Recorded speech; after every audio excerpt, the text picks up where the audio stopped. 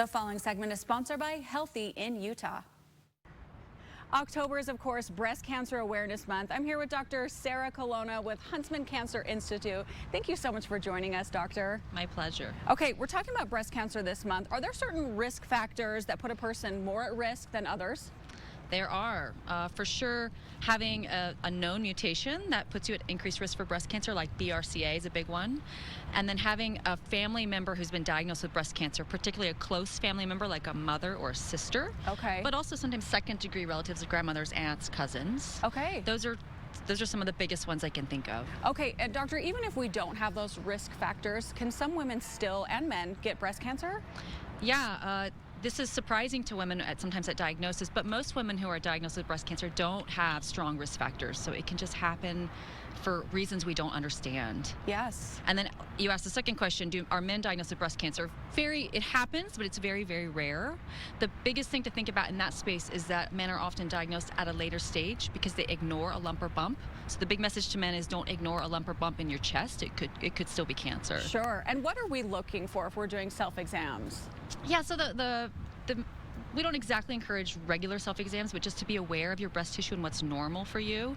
You're looking for a lump or bump that is there and doesn't go away after a couple weeks, particularly if it's hard and movable. Can it go even up into like the lymph nodes up here and under the armpit? Yeah, too? actually, there's a lot of breast tissue beneath the arm, so that's also breast tissue in there, also lymph nodes in there. There's a lot of breast tissue beneath the arm, the axilla we call it. Okay, and you just mentioned not doing self-exams maybe as like your only choice, but coming in for mammograms is so important too. When should we start doing that and how often?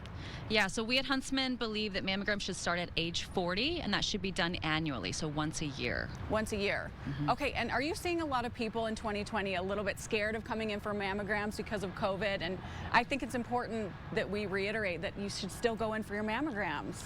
Yeah, it's complicated things for sure, of course. So part of it is they were on hold for a little while at Huntsman and other areas. And so there's kind of a backlog right now to schedule a mammogram. So my big message is to schedule it now and not to wait so that you can make sure that you get it done. Sure. In time. I actually had one when I was 32. I had, it ended up being like a lymph node. It was nothing crazy, but I wanted to get it checked instead. Do you suggest people going in early, even before they're 40, if they're wondering, oh, maybe this might be a bump that needs to be checked?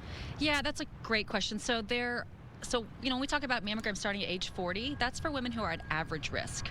There are other really special populations who I see a lot in clinic who are at increased risk, and sometimes they need to start screening sometimes at age 30 or age 35. Yeah. So knowing your risk is really important, and that a lot of times comes from family history. There's a tool on the internet called BC-RAT, Breast Cancer Risk Assessment Tool. It's a 10-question tool. Women can put in their personal factors and get their lifetime risk of breast cancer. Okay, and really quickly, it wasn't painful for me. For most people, it's not painful, and it's really fast to get it done. Yeah, mammogram is pretty easy.